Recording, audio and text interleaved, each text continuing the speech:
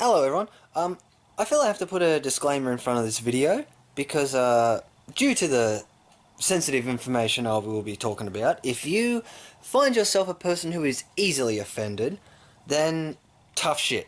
You've clicked this video knowing what the title is, so I don't want to hear you crying about, oh, I am offended down in the comments or anything like that.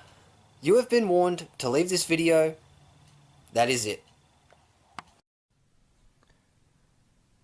I would like to start with the question, what is a movie? I know it's a quite broad and open-ended question, but I believe a movie is a form of entertainment and art. With that, you can place a movie into each category of art and entertainment. For example, a movie like The Expendables is made for the entertainment value of seeing all the old action 80 stars in a movie, while movies like Lincoln are an expression of the real world through an artistic style. But there are some that combined both elements of entertainment and art, like The Babadook. Being scared is a form of entertainment. You can't tell me you go into a horror movie and don't expect to be scared. Which on the surface can be looked at as an entertaining, scary monster movie, but underneath has real-world issues of guilt and depression represented by the monster. It's a perfect blend. But the opposite can also happen. Having both art and entertainment, but one being more prominent than the other, can hurt the film. Event Horizon tried to inject both, but wound it up with a movie that's message was lost and was entertaining for all the wrong reasons. And another movie we will be getting into later. But then you stop to ask another question. Why do you watch movies? Is it to be entertained? Or is it to learn about culture and life? Or is it about both? I shouldn't assume, but I would like to think most people watch a movie to be entertained and also to be inspired and maybe learn something. Or even just to escape into a different world that isn't our own. This is where our taste for movies come in. Some might want The Expendables, some might want Lincoln, and some might want The Babadook. And that is fine. Now growing up, my mum introduced me to a lot of great movies, like Die Hard, Terminator, Jurassic Park, Jaws, Aliens, and many more. But I remember why they stood out to me. They were well-crafted and entertaining movies, with great characters like John McClane, Sarah Connor, Alan Grant, Ellie Sattler, Chief Brody, and Ellen Ripley. But there was one thing that never went through my mind, and that was race or gender. Being a 90s kid, it wasn't anything I grew up with or was plastered in my face. I just loved these characters because they were good characters. Fast forward to 2016, and this is when I started noticing a lot of movies being advertised to market race and gender. The first movie that stood out to me was Ghostbusters 2016. Now, rebooting Ghostbusters was an iffy idea to begin with. I mean, some movies are perfect the way they are. So already handicapped, the main marketing idea was, hey, this is going to be compromised of all women. Some people were at least intrigued to see what they could do, some just not wanting the remake at all, and some asking what the women are going to add to the story. All logical and valid questions. When it was released, it was panned by audiences, citing that there was nothing new added to the story, the acting was just the CGI was horrendous, and it was just unnecessary. With these legitimate claims, somehow the actresses saw it as an attack on women in movies, and an attack on women in general, and started lashing out on Twitter. This was my first step into the dark side of Hollywood. We need to jump back a year in preparation for what's to come. 2015, Star Wars returned and was loved by many. The Force Awakens was the first movie after Lucas had sold the rights to Disney. It was a great time, and had new and exciting characters. One was Rey. The Force Awakens set Rey up as sort of a wild card, and out of nowhere displays abilities and great feats of unimaginable power. Not fully understanding who or what she is, she ends up going off to find the one who can help. Finds Luke Skywalker, and roll credits. Rey was set up with mystery and intrigue and had great potential to become an interesting character. And then The Last Jedi arrives, and Rey is no longer an interesting character. Somehow, she went from having this intrigue and mystery to being a symbol for powerful women. But wait, you're being sexist. Oh, you do not like strong females in Star Wars. Grow up. Of course, the movie itself isn't without its flaws. It's pretty poorly written, as if it has no understanding of what Star Wars is at all. Conflicting tones that change on a dime, going from dark, dour, and depressing to happy, fun, and light-hearted, as if it doesn't know whether it's for adults or kids. And it handles previously established characters very poorly and, by frankly, disrespects them. The only thing I can give it is maybe it looks good, but that's it. And you can see on YouTube multiple fans who have reviewed this film, so is some videos for you to look at, and go ahead, because this has been talked to death. I've got one, but there are so many other channels out there who have explained it into more detail much better than I could. Because this is not just Star Wars. This is all the movies we're talking about here. But even with that, the people at Lucasfilm attack the fans, calling them racist, sexist, and misogynistic.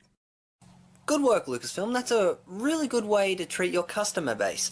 You know, attacking the people who have supported this franchise for 40 plus years. Nice going. Now for the final one that made me want to do this video in the first place. Black Panther. There have been 22 MCU movies released so far, and out of all of them, Black Panther feels like the only one not meant for everyone. The movie itself is good, and that's it. Just good. The story is nothing new to cinema. The acting is fine. The costumes are quite nice. But sadly, the character of Black Panther was more compelling in Civil War.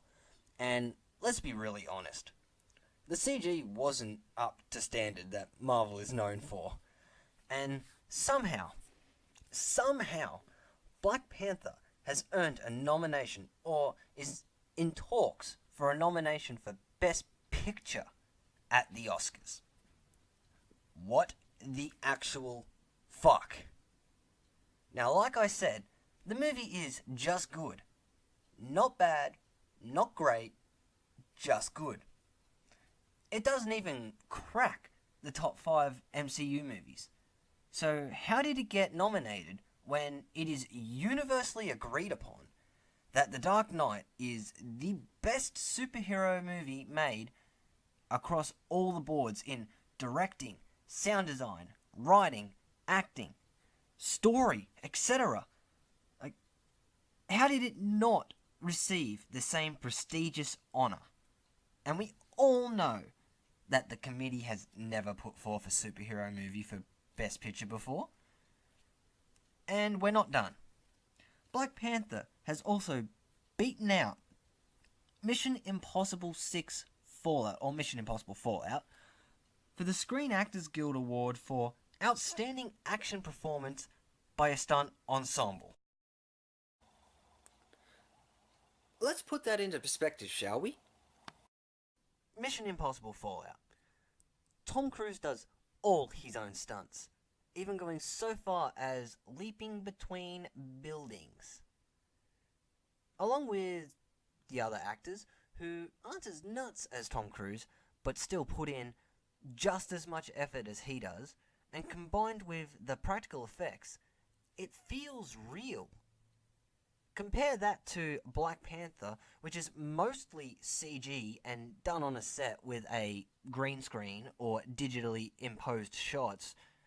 Sure, the choreography is okay, but it is amplified by the CGI mostly.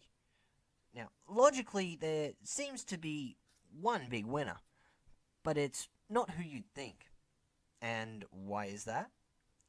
Well, today it seems that race and gender determine if a movie is good or not. Black Panther is being put on this pedestal for speaking about these race issues and black empowerment, which there is nothing wrong with doing that. But when has Marvel ever focused on race or gender as its primary drive for a film?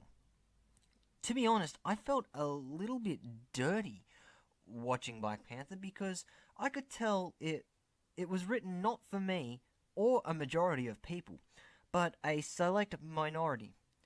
The SJWs who want to slip their social and political agendas and ideology into our favourite film franchises and push it down our throats.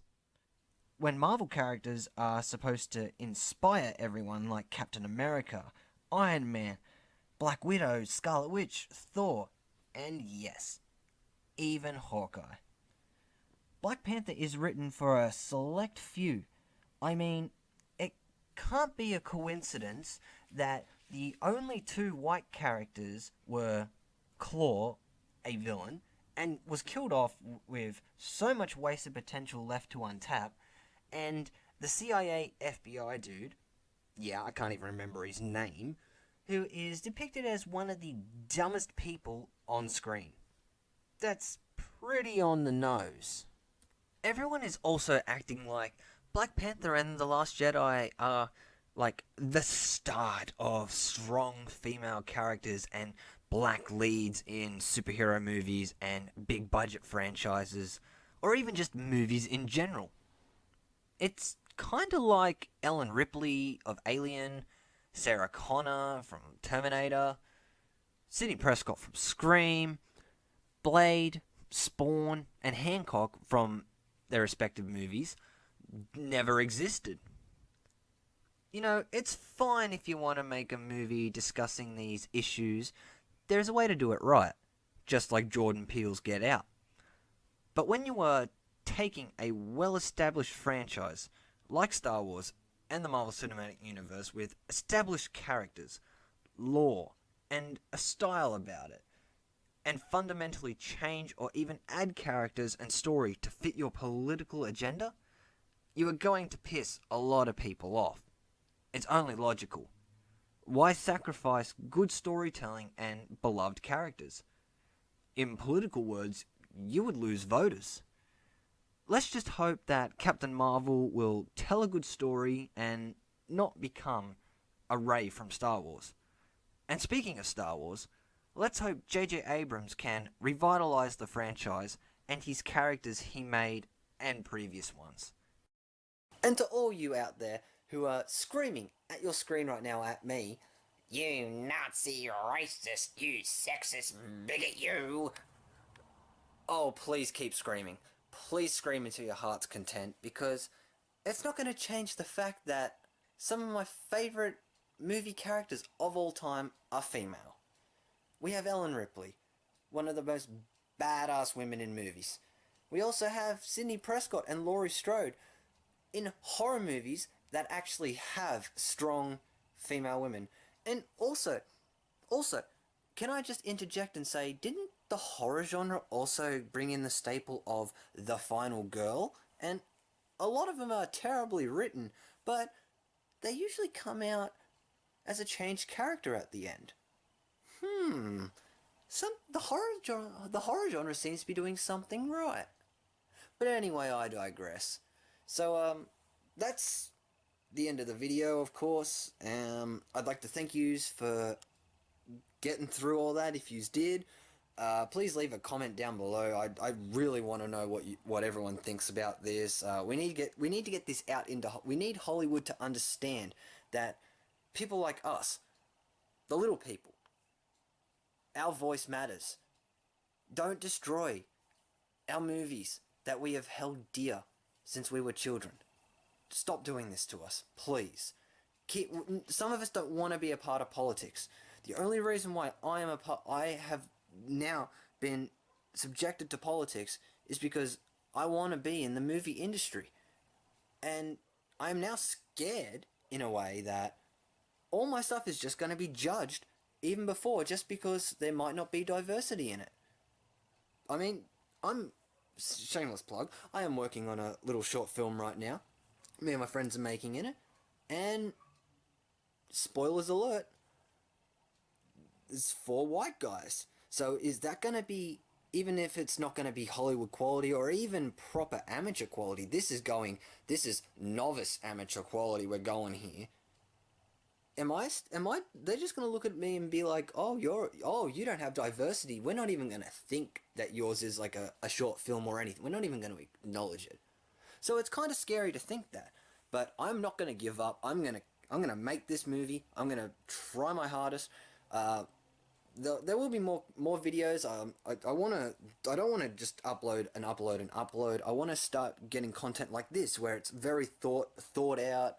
I've done a lot of research to make sure that I'm providing accurate knowledge and facts to you guys, and even just bringing you logical facts that can help. Just maybe even help find movies that have problems with it that I'm not aware of, and mention them. And by the way, mention them down in the comments below, because if Hollywood can understand this, that the little fellas have a voice, maybe we can change something about the industry. So, again, thank you for watching this video. Please like and subscribe if you want to see more content, and I will see you guys next time.